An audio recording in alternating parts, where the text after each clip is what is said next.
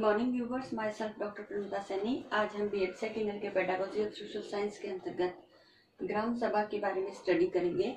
ग्राम सभा का जो एक अगर हम बात करें तो ग्राम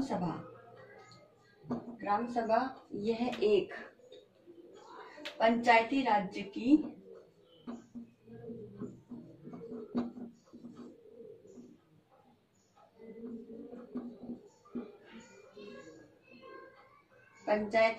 जो संरचना हमारी त्रिस्तरीय संरचना बनाई गई है, जिसमें समस्त शक्तियों का विभाजन तीन जो पंचायती राज्य, ग्राम स्तर, राज्य स्तर और केंद्र स्तर पर जो किया गया है शक्तियों का विकेंद्रीकरण, तो उसके अंतर्गत ग्राम पंचायती जो राज्य व्यवस्था है वो पंचायती राज्य व्यवस्था सबसे निम्न स्तर की है। तो ये पंचायती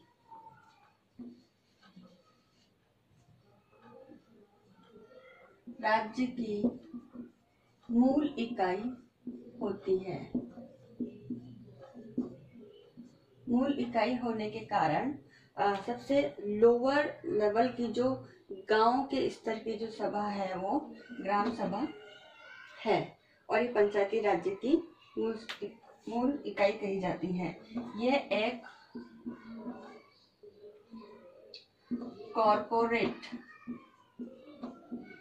कॉर्पोरेट निकाय है। कॉर्पोरेट निकाय है जो गांव या गांवों के समूह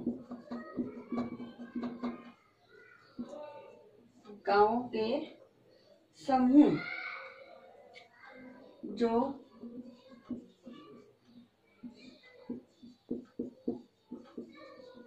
पंचायती राज्य के अंतर्गत आते हैं या पंचायती राज्य में सम्मिलित होते हैं, तो उनकी एक सभा है, इसलिए इसे ग्राम सभा कहा जाता है।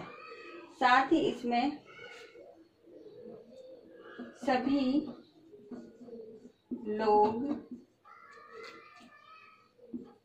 शामिल होते हैं जो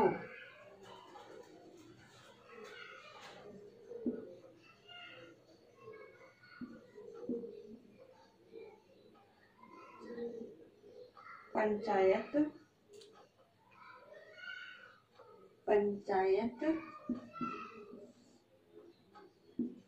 के निर्वाचन क्षेत्र में होते हैं और जिनका निर्वाचन सूची में नाम होता है। तो वो व्यक्ति जो गांव स्तर पर है और उस गांव के निर्वाचन एरिया में आते हैं और उनका नाम निर्वाचन सूची में होता है, वही लोग ग्राम सभा के सदस्य माने जाते हैं या ग्राम सभा में शामिल होते हैं। तो इस प्रकार जो ग्राम सभा है वो पंचायती राज्य की मूल इकाई है, एक कॉर्पोरेट निकाय है। साथ ही गांव या गांवों के समूह से मिलकर के पंचायती राज्य के अंतर्गत ग्राम सभा का जो गठन है वो किया जाता है। इसमें सभी लोग शामिल होते हैं जो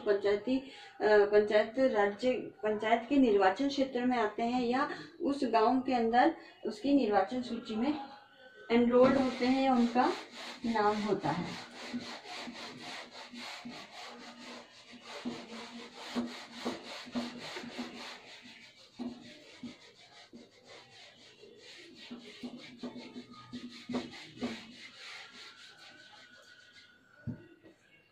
इसमें भारतीय संविधान के अनुच्छेद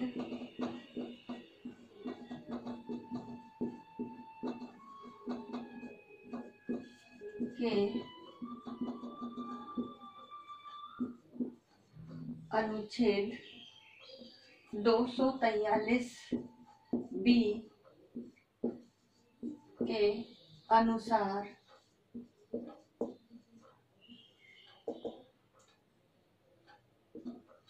अनुसार ग्राम सभा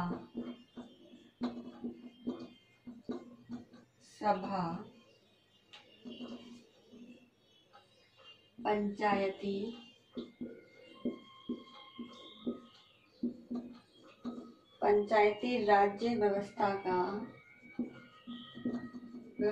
का प्राथमिक निकाय है।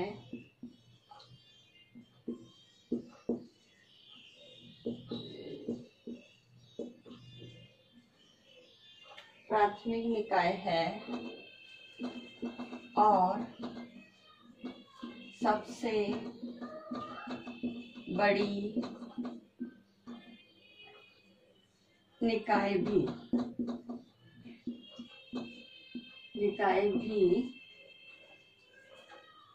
यह एक स्थायी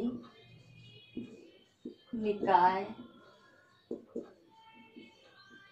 है।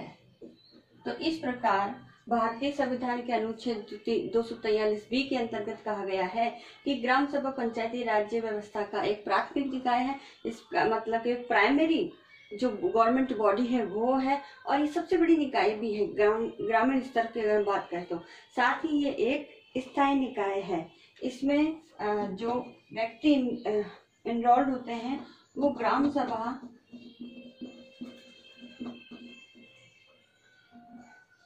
मतदाताओं द्वारा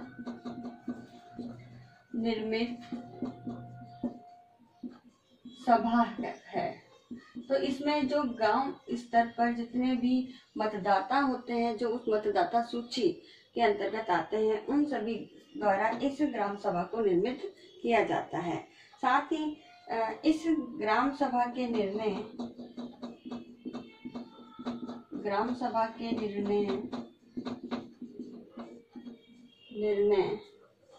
किसी अन्य निकाय द्वारा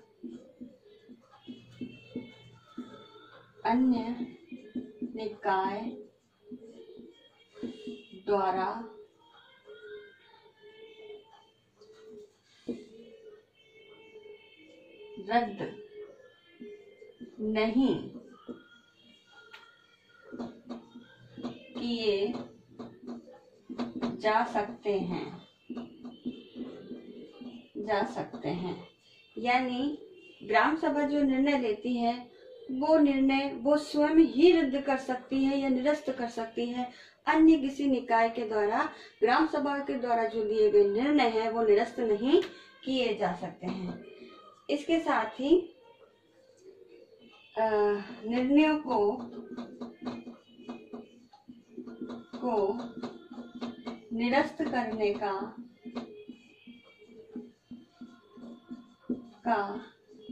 अधिकार केवल ग्राम सभा को ही होता है। तो केवल ग्राम सभा ही अपने द्वारा लिए गए निर्णयों को निरस्त कर सकती है। इस प्रकार यह प्रत्येक राजस्व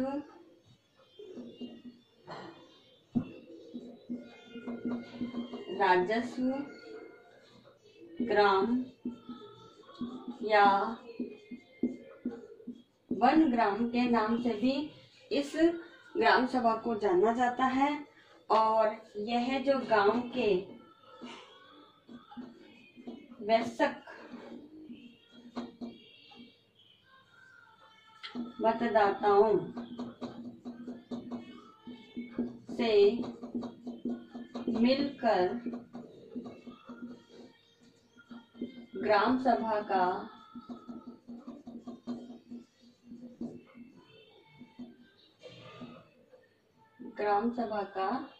गठन किया जाता है। तो इस प्रकार ग्राम सभा को गठित करने के लिए जो वयस्क मतदाता है जिनकी उम्र 18 साल से ऊपर होती है उनको मिला करके ही ग्राम सभा का गठन किया जाता है। तो इस प्रकार ये ग्राम सभा है। तो ग्राम सभा के अंतर्गत इसे राजस्व ग्राम और वन ग्राम भी कहा जाता है।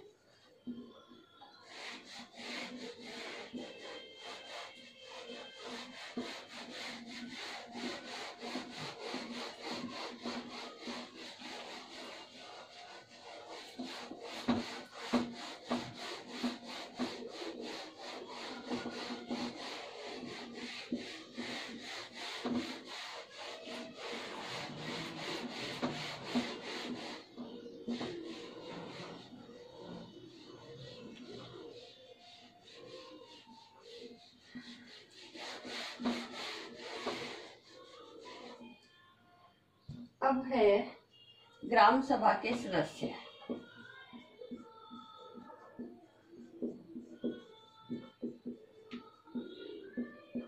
तो ग्राम सभा के जो सदस्य हैं, इस ग्राम सभा के सदस्यों में पहला कि 18 साल से कम, तो 18 वर्ष से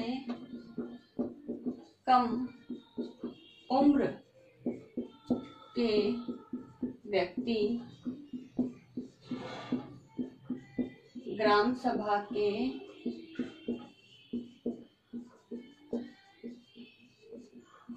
सदस्य नहीं बन सकते हैं।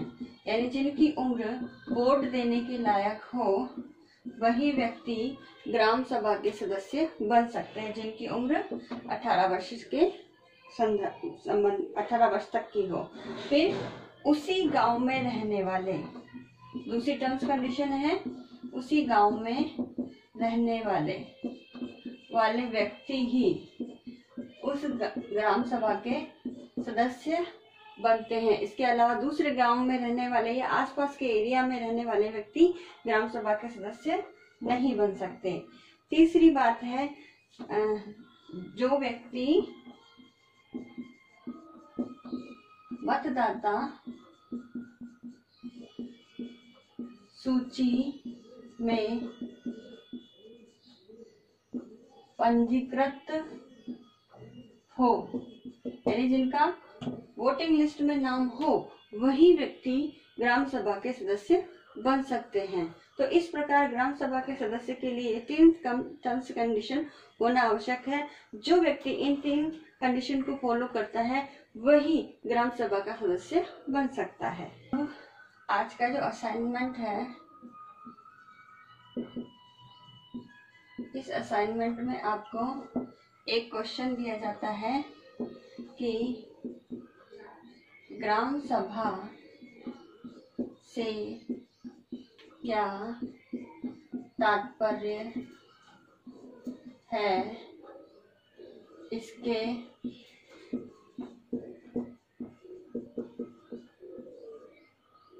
या हम लिख सकते हैं इसकी सदस्यता